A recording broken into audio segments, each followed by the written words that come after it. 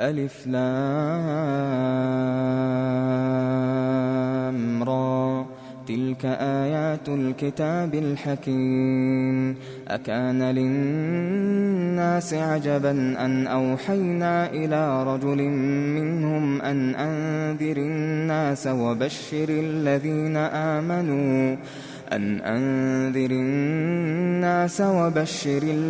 آمنوا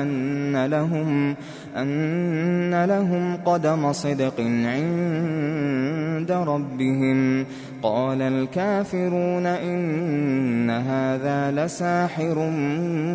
مبين. إن ربكم الله الذي خلق السماوات والأرض في 6 أيام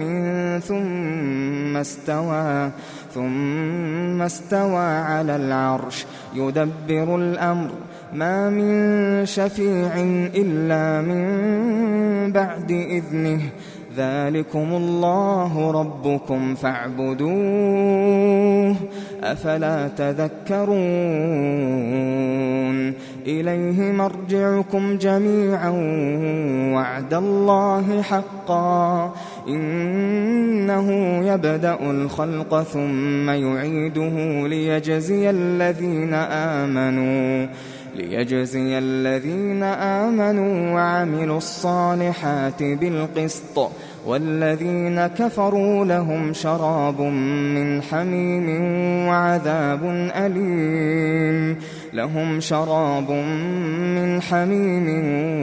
وعذاب أليم بما كانوا يكفرون. هو الذي جعل الشمس ضياء والقمر نورا وقدره منازل لتعلموا عدد السنين والحساب. ما خلق الله ذلك إلا بالحق يفصل الآيات لقوم يعلمون. إن في اختلاف الليل والنهار وما خلق الله في السماوات والأرض لآيات لقوم يتقون. إن الذين لا يرجون لقاءنا ورضوا بالحياة الدنيا واطمأنوا بها والذين هم عن آياتنا غافلون أولئك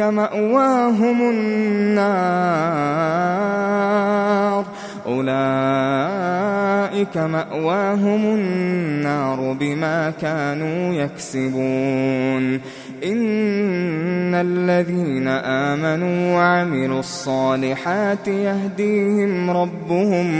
يهديهم ربهم بإيمانهم تجري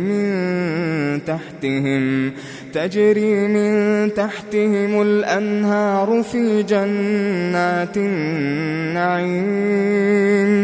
دعواهم فيها سبحانك اللهم وتحيتهم فيها سلام وآخر دعواهم أن الحمد لله رب العالمين. ولو يعجل الله للناس الشر استعجالهم بالخير لقضي إليهم أجلهم فنذر الذين لا يرجون لقاءنا في طغيانهم يعمهون. وإذا مس الإنسان الضر دعانا لجنبه أو قاعدا أو قائما فلما كشفنا عنه ضره مر كأن لم يدعنا إلى ضر مسه كذلك زين للمسرفين ما كانوا يعملون. ولقد أهلكنا القرون من قبلكم لما ظلموا وجاءتهم رسلهم بالبينات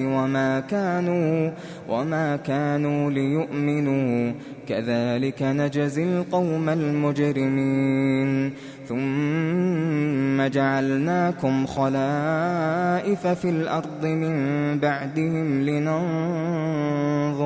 لننظر كيف تعملون وإذا تتلى عليهم آياتنا بينات قال الذين لا يرجون لقاء ائت بقرآن غير هذا أو بدله قل ما يكون لي أن أبدله من تلقاء نفسي إن أتبع إلا ما يوحى إلي إني أخاف إن عصيت ربي عذاب يوم عظيم قل لو شاء الله ما تلوته عليكم ولا أدراكم به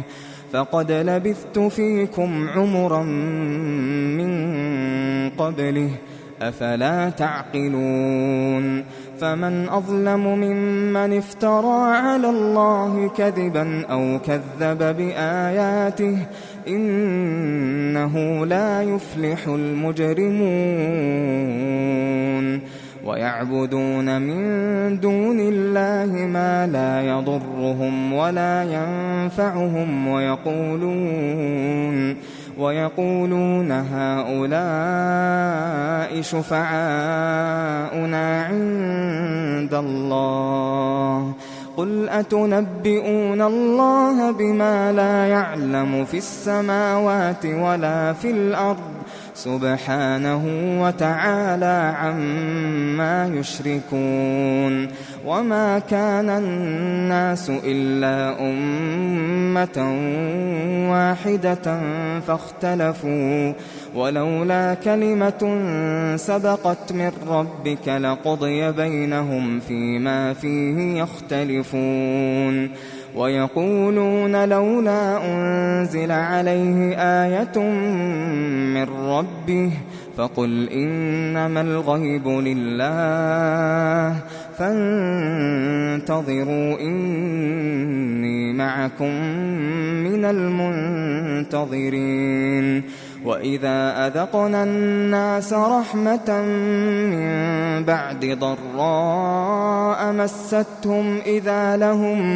إذا لهم مكر في آياتنا قل الله أسرع مكرا إن رسلنا يكتبون ما تمكرون هو الذي يسيركم في البر والبحر حتى إذا كنتم في الفلك وجرين بهم بريح طيبة وفرحوا بها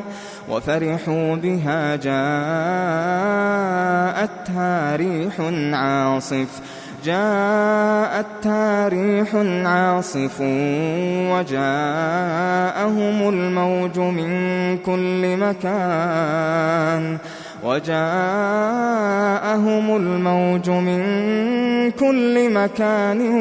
وظنوا أنهم أحيط بهم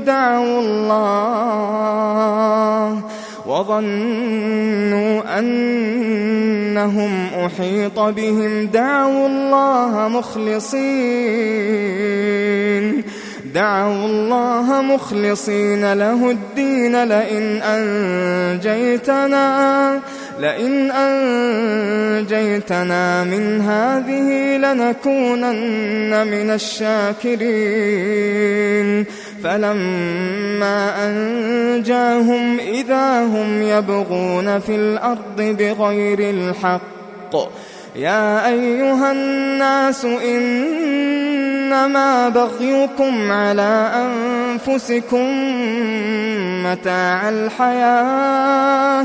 متاع الحياة الدنيا ثم إلينا مرجعكم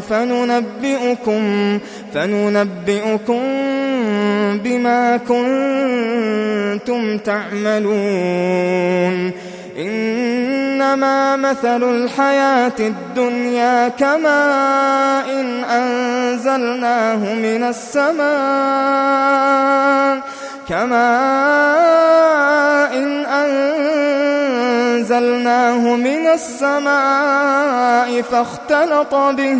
فاختلط به نبات الأرض مما يأكل الناس والأنعام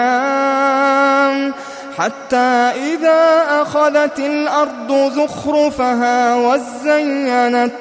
وزينت وظن أهلها أنهم قادرون عليها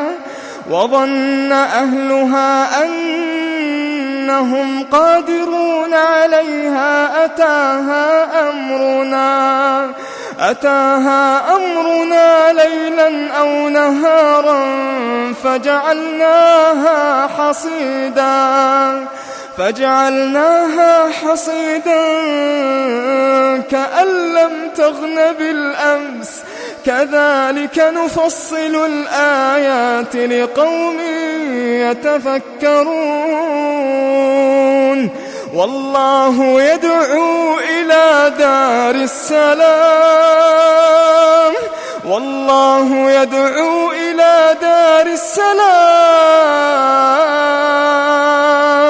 ويهدي من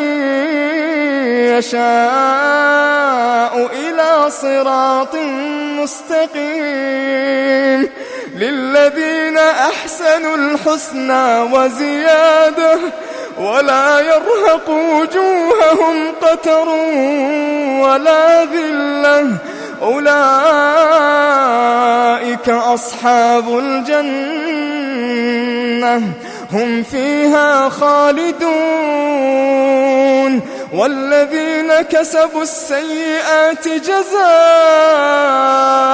سيئة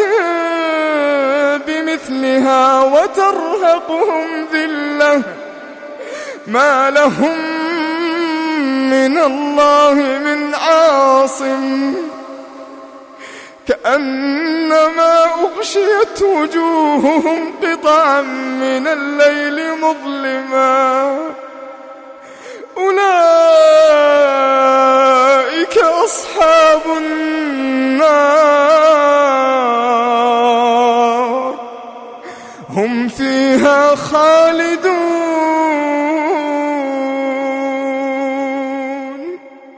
ويوم نحشرهم جميعا ثم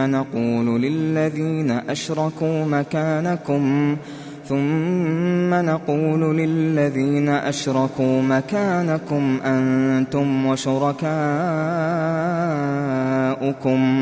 فزيلنا بينهم وقال شركاؤهم ما كنتم إيانا تعبدون فكفى بالله شهيدا بيننا وبينكم إن كنا عن عبادتكم لغافلين هنالك تبلو كل نفس ما أسلفت وردوا إلى الله مولاهم الحق وضل عنهم ما كانوا يفترون قل من يرزقكم من السماء والأرض أم من يملك السمع والأبصار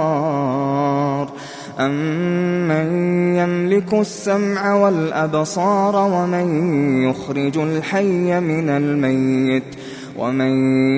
يخرج الحي من الميت ويخرج الميت من الحي ومن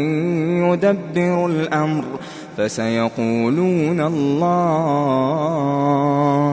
فقل أفلا تتقون فذلكم الله ربكم الحق فماذا بعد الحق إلا الضلال فأنى تصرفون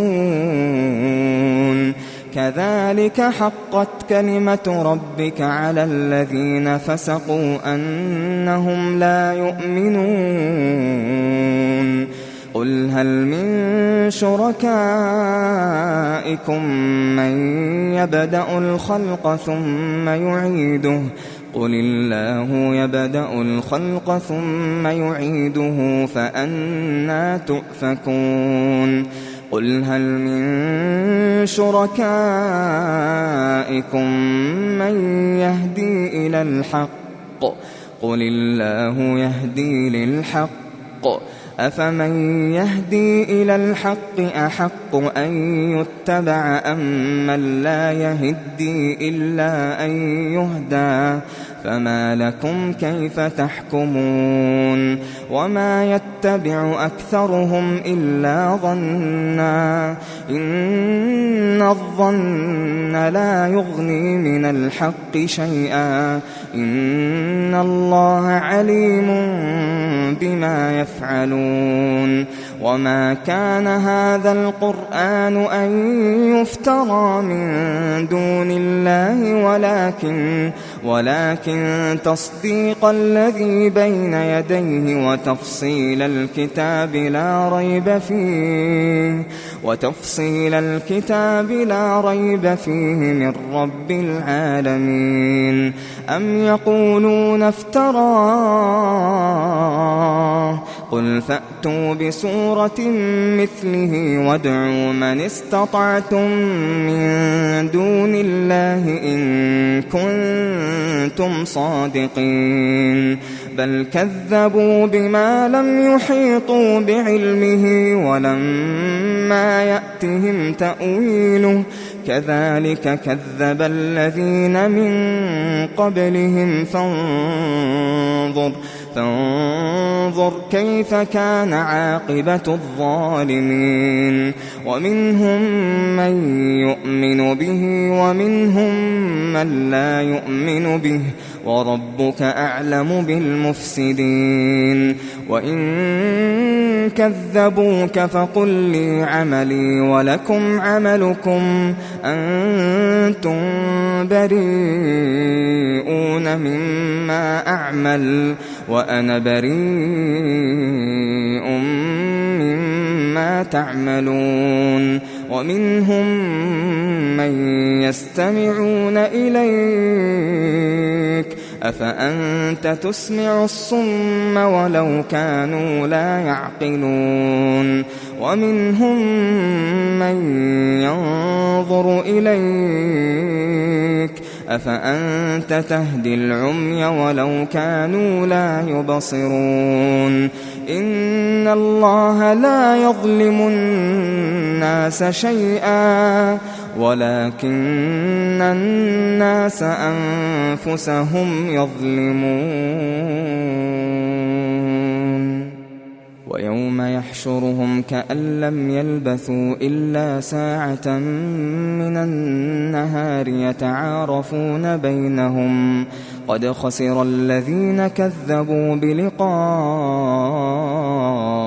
الله وما كانوا مهتدين وإما نرينك بعض الذي نعدهم أو نتوفينك فإلينا مرجعهم ثم الله شهيد على ما يفعلون ولكل أمة رسول فإذا جاء رسولهم قضي بينهم بالقسط وهم لا يظلمون ويقولون متى هذا الوعد إن كنتم صادقين قل لا أملك لنفسي ضرا ولا نفعا إلا ما شاء الله لكل أمة أجل إذا جاء أجلهم فلا يستأخرون ساعة ولا يستقدمون قل قل أرأيتم إن أتاكم عذابه بياتا أو نهارا ماذا يستعجل منه المجرمون أثم إذا ما وقع آمنتم به الآن وقد كنتم به تستعجلون ثم قيل للذين ظلموا ذوقوا عذاب الخلد هل تجزون إلا بما كنتم تكسبون ويستنبئونك أحق هو قل إي وربي إنه لحق وما أنتم بمعجزين ولو أن لكل نفس ظلمت ما في الأرض لافتدت به وأسروا الندامة لما رأوا العذاب وقضي بينهم بالقسط وهم لا يظلمون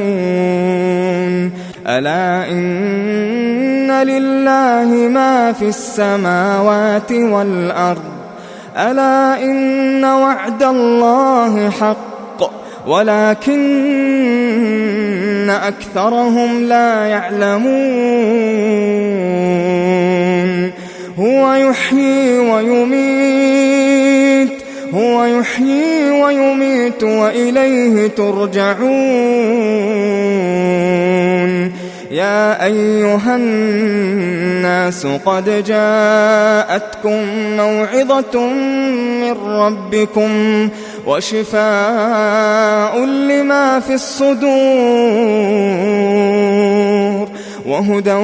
ورحمة للمؤمنين قل بفضل الله وبرحمته فبذلك فليفرحوا هو خير مما يجمعون قل أرأيتم ما أنزل الله لكم من رزق فجعلتم منه حراما وحلالا قل الله أذن لكم أم على الله تفترون وما ظن الذين يفترون على الله الكذب يوم القيامة إن الله لذو فضل على الناس ولكن أكثرهم لا يشكرون وما تكون في شأن وما تتلو منه من قرآن ولا تعملون من عمل إلا كنا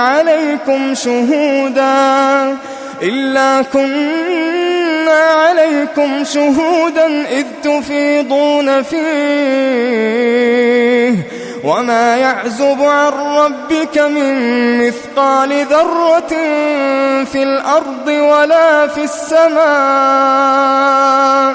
وما يعزب عن ربك من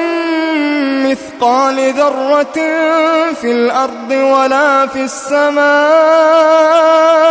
ولا أصغر من ذلك ولا أكبر إلا في كتاب مبين ألا إن أولياء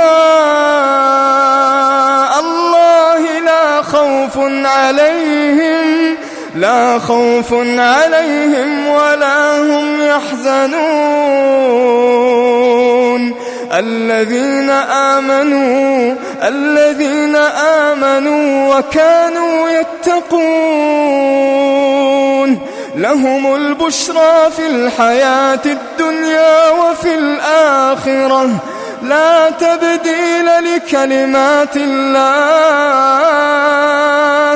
ذلك هو الفوز العظيم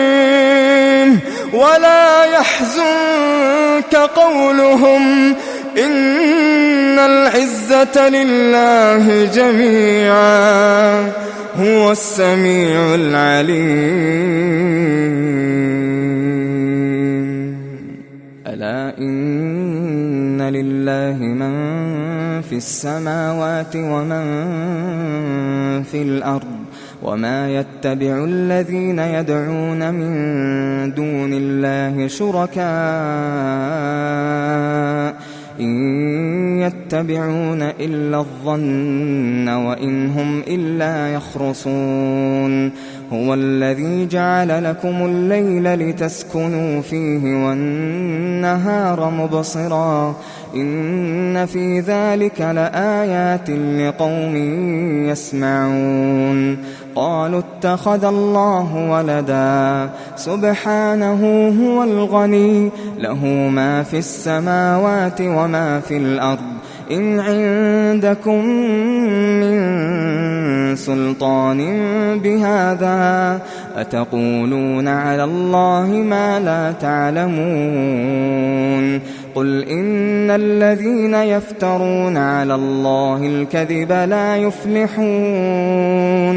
متاع في الدنيا ثم إلينا مرجعهم ثم نذيقهم العذاب الشديد بما كانوا يكفرون واتل عليهم نبأ نوح إذ قال لقومه يا قوم إن كان كبر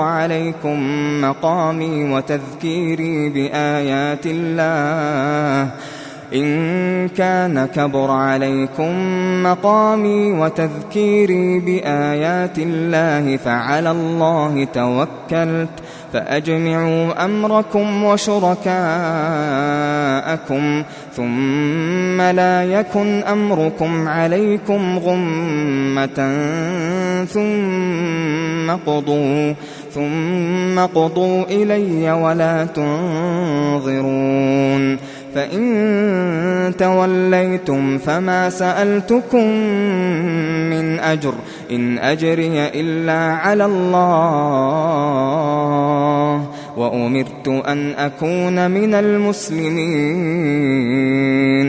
فكذبوه فنجيناه ومن معه في الفلك وجعلناهم خلائف وأغرقنا الذين كذبوا بآياتنا فانظر كيف كان عاقبة المنذرين ثم بعثنا من بعده رسلا إلى قومهم فجاءوهم بالبينات فما كانوا ليؤمنوا بما كذبوا به من قبل كذلك نطبع على قلوب المعتدين ثم بعثنا من بعدهم موسى وهارون إلى فرعون وملئه بآياتنا فاستكبروا وكانوا قوما مجرمين فلما جاءهم الحق من عندنا قالوا إن هذا لسحر مبين قال موسى أتقولون للحق لما جاءكم أسحر هذا ولا يفلح الساحرون قالوا أجئتنا لتلفتنا عما وجدنا عليه آباءنا وتكون لكم الكبرياء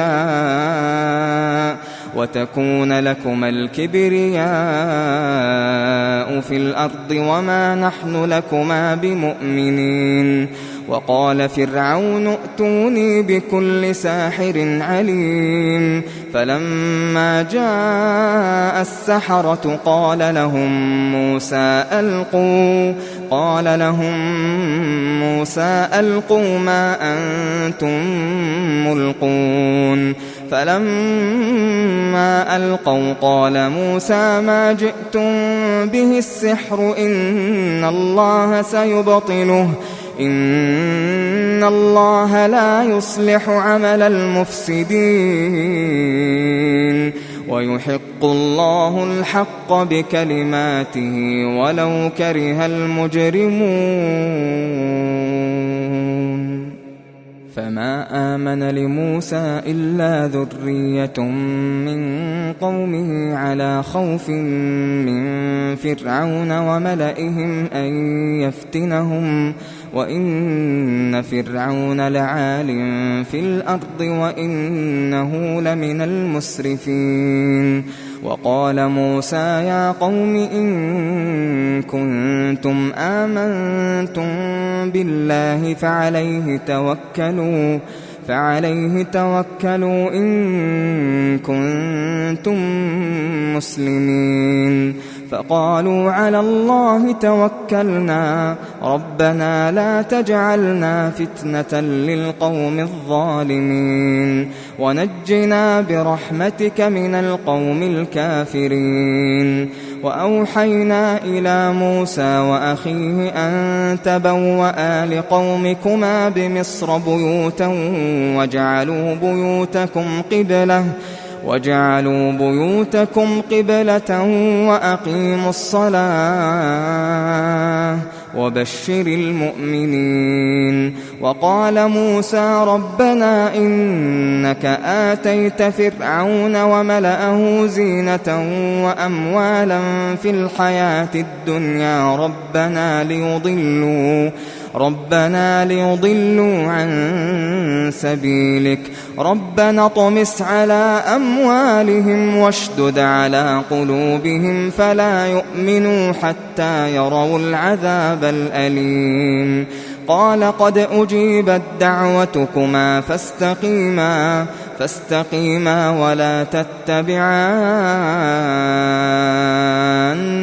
سبيل الذين لا يعلمون وجاوزنا ببني إسرائيل البحر فأتبعهم فرعون وجنوده بغيا وعدوا حتى إذا أدركه الغرق قال آمنت أنه لا إله إلا الذي آمنت به بنو إسرائيل وأنا من المسلمين الآن وقد عصيت قبل وكنت من المفسدين فاليوم ننجيك ببدنك لتكون لمن خلفك آية وإن كثيرا من الناس عن آياتنا لغافلون ولقد بوأنا بني إسرائيل مبوأ صدق ورزقناهم من الطيبات فما اختلفوا حتى جاءهم العلم إن ربك يقضي بينهم يوم القيامة فيما كانوا فيه يختلفون فإن كنت في شك مما أنزلنا إليك فاسأل الذين يقرؤون الكتاب من قبلك لقد جاءك الحق من ربك فلا تكونن من الممترين ولا تكونن من الذين كذبوا بآيات الله فتكون من الخاسرين إن الذين حقت عليهم كلمة ربك لا يؤمنون ولو جاءتهم كل آية حتى يروا العذاب الأليم فلولا كانت قرية آمنت فنفعها إيمانها إلا قوم يونس لما آمنوا كشفنا عنهم عذاب الخزي في الحياة الدنيا ومتعناهم إلى حين ولو شاء ربك لآمن من في الأرض كلهم جميعا أفأنت تكره الناس حتى يكونوا مؤمنين وما كان لنفس أن تؤمن إلا بإذن الله ويجعل الرجس على الذين لا يعقلون قل انظروا ماذا في السماوات والأرض وما تغني الآيات والنذر عن قوم لا يؤمنون فهل ينتظرون إلا مثل أيام الذين خلوا من قبلهم قل فانتظروا إني معكم من المنتظرين ثم ننجي رسلنا والذين آمنوا كذلك حقا علينا ننجي المؤمنين قل يا أيها الناس إن كنتم في شك من ديني فلا أعبد الذين تعبدون من دون الله ولكن أعبد الله الذي يتوفاكم وأمرت أن أكون من المؤمنين وأن أقم وجهك للدين حنيفا ولا تكونن من المشركين ولا تدع من دون الله ما لا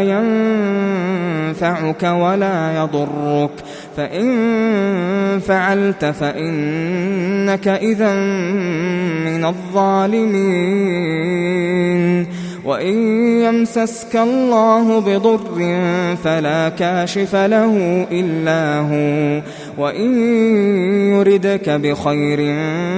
فلا راد لفضله يصيب به من يشاء من عباده وهو الغفور الرحيم قل يا أيها الناس قد جاءكم الحق من ربكم فمن اهتدى فإنما يهتدي لنفسه ومن ضل فإنما يضل عليها وما أنا عليكم بوكيل واتبع ما يوحى إليك واصبر حتى يحكم الله وهو خير الحاكمين